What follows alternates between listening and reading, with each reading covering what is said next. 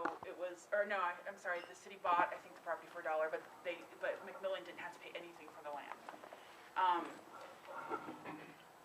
Also, about 1 in 3 people, the other term for McMillan to get this land was that it had to be for people's primary residences, because they didn't want this to be investment property, but about 1 in 3 went to people that actually used it for investment property.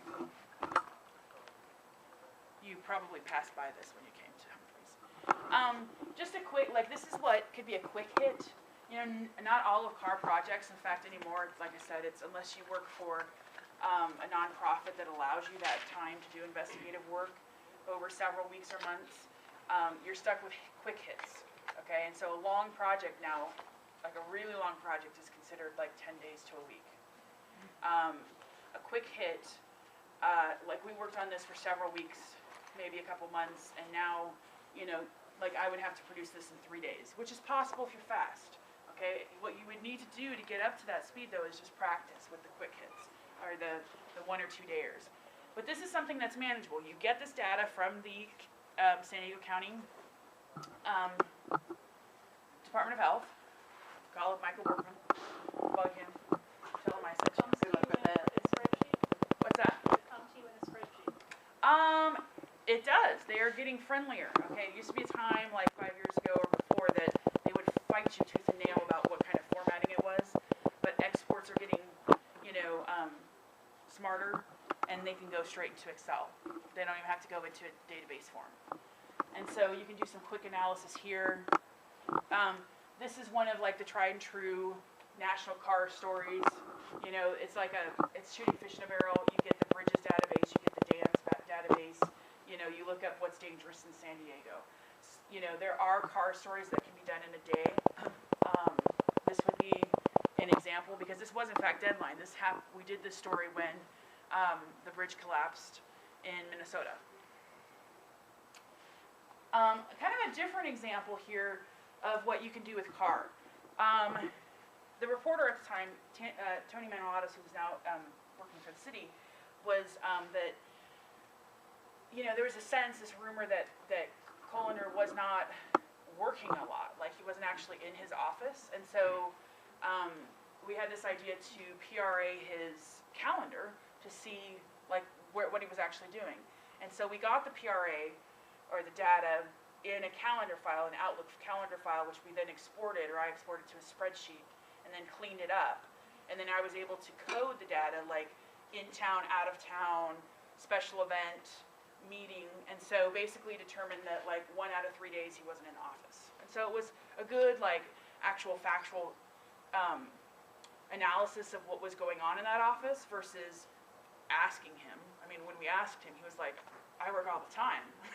So, but in truth, the current sheriff, Bill Gore, was his under sheriff, had only taken like less than 2 weeks, less than 10 business days off in like 18 months or something. He was working night and day.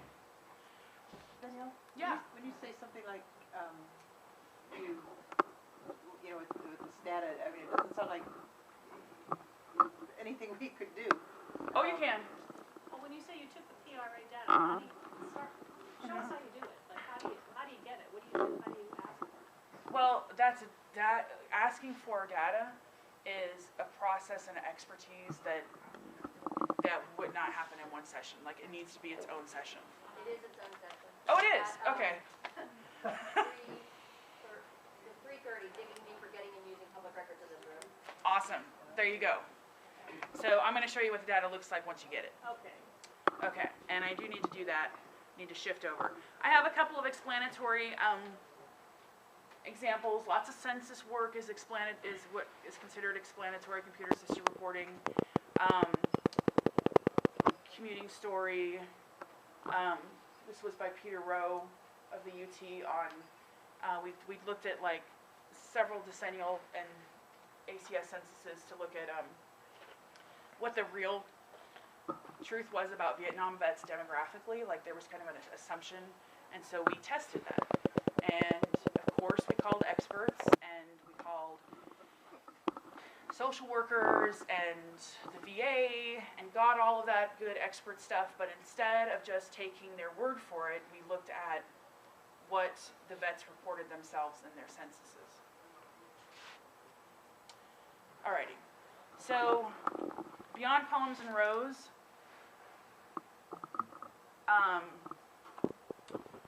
this is a section on interactives, and how are we doing on time? I think that since you guys, would you want to have 5 minutes or so on interactives, or do you want to see the data? Data. Okay, that's a vote for data. I know you. Data. You guys, some of you are curious about interactives? Yeah. Paul? Okay. Okay. So, let's see.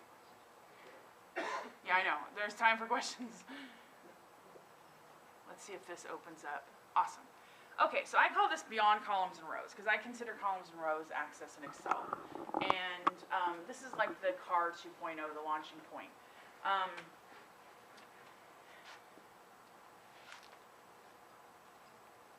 This is just a PDF actually. I wouldn't actually consider, hold on one sec, mapping to be CAR 2.0, like CAR 1.5. I mentioned before that ArcGIS mapping is another tool that we use. Basically what it does is it takes that column and row data and displays it geographically. That's the easiest, most pristine way I could possibly describe it. And if you could grok that, get your mind around that, then it's a beautiful thing because it's not that hard. The technology is not as hard as it seems. What is that? Something called ArcGIS. ARC or? ARC, Oh. capital GIS. And where do you get it? You get it through a company called Esri, and it is not easy. There are a lot of open source options for mapping, but that work really well. They're not, typically like with ArcGIS is used by like mappers, like geographers. There's an annual 1 week long conference in San Diego, like an international conference.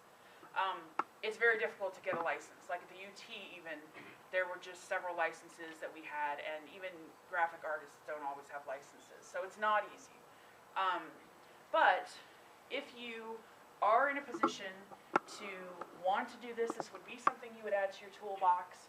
You can do, like Google Maps is getting better and better about opening up its tool to allow you to actually, like, I think put something into Google Docs, like use a Google spreadsheet, and then map from that if you have the latitude and longitude based with a record. Now, what does that mean? Okay, so that means that, like with this, I had columns and rows to start with. I had a census tract, or in this case, what does it look like, Lori? Zip codes? Oh, Lori left. They may be tracts.